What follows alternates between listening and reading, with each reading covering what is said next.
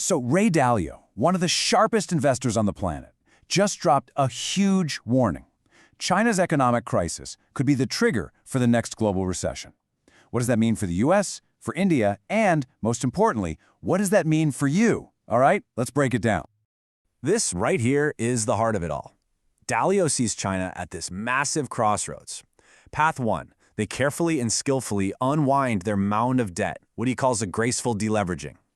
Path 2, they don't, and they risk just sinking into a long, painful period of stagnation. The stakes? Well, they couldn't be higher. So why should we even listen to this guy? Well, when someone who manages billions of dollars says there are storm clouds on the horizon, you probably want to know what he's looking at. What are the red flags he sees that maybe the rest of us don't?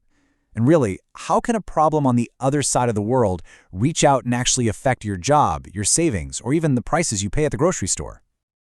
To really get what he's warning about, we've got to look at the numbers. This isn't just some gut feeling Dalio has. It is based on some absolutely jaw-dropping data coming out of China's economy right now.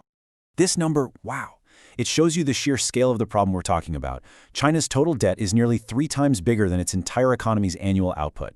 You know, to put that into perspective, imagine you owed almost 3 times your yearly salary.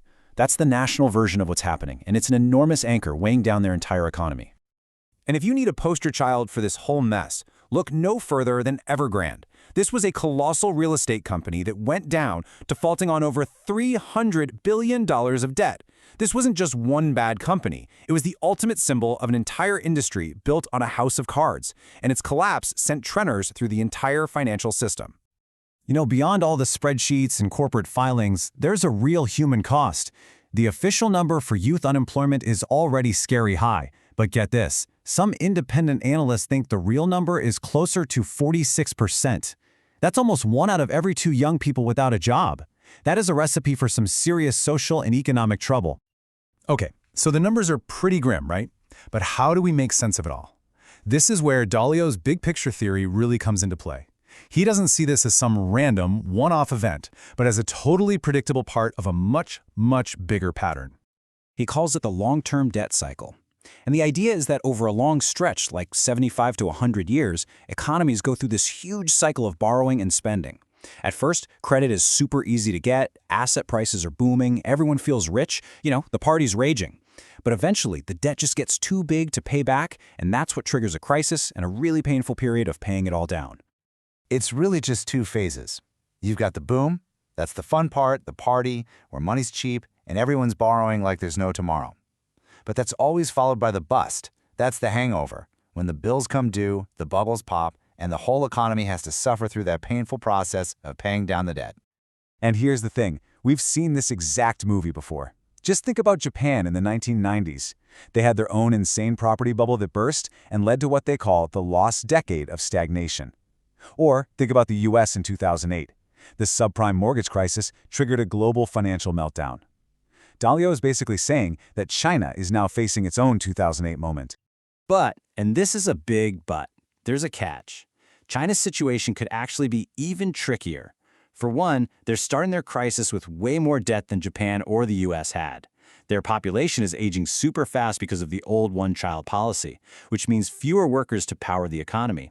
And all this is happening while geopolitical tensions are high, and they just don't have the same social safety nets to protect their people. Okay, so China has a huge problem. Big deal, right? Why is it your problem? Well, because in our crazy, interconnected world, a hurricane that starts in Beijing doesn't stay in Beijing. The shockwave is going to reach all of us.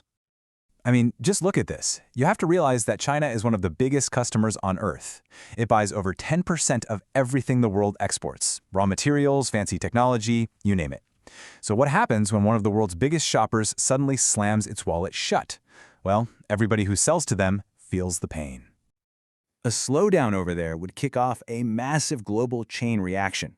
We could see all those supply chain nightmares we just went through start up all over again. Countries that sell stuff like oil and iron would get hit hard, and you'd better believe it could spark panic in stock markets from New York to London and even ramp up trade wars. And here's the most important part. This is how it comes back to you. It could mean the prices for electronics or other stuff we get from there go up. It could mean your 401k or your investment accounts start going on a roller coaster ride. And if you work in an industry that sells a lot to China, it could mean your job just got a whole lot less secure.